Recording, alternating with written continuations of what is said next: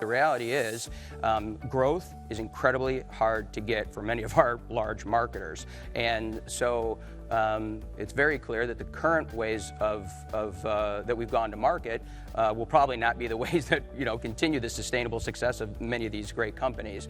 So I don't know if it's so much a frustration, but there needs to be a much deeper understanding of what the data, how the data has changed, and then how we need to apply it. And I think, as this group said, in the appropriate ways against clear business objectives. Just we need smarter people or with different skills. I think we need to be thinking about from the ground up, what is it we're trying to do, and then how do we build the infrastructure and the ecosystem to do it? After one of the morning panels, I ended up in a conversation just out in the hallway here about, has technology taken the focus off of the fundamentals of marketing?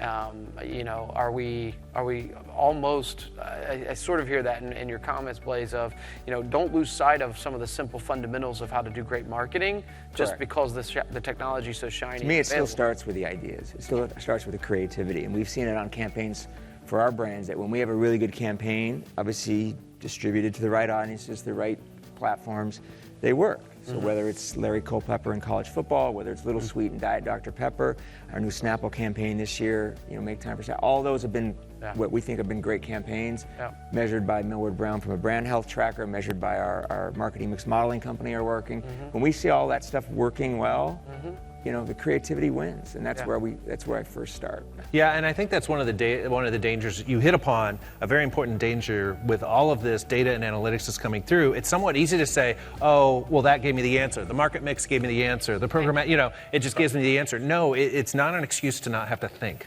We have the right language, because that's one of the hardest parts. You're right. With all this data, nobody speaks the same language. Right. So by translating it from a researcher to a buyer to a planner to a brand manager, that is one of the hardest things to do. And the only way we've been able to successfully do this is we built this four-man team, and what's going to happen? They don't know it yet. They're going to be rotated out. Breaking announcement. Yeah, breaking They're announcement. going to be rotated out because I'm going to bring more people in, because the only way to learn it is to do it. Yeah.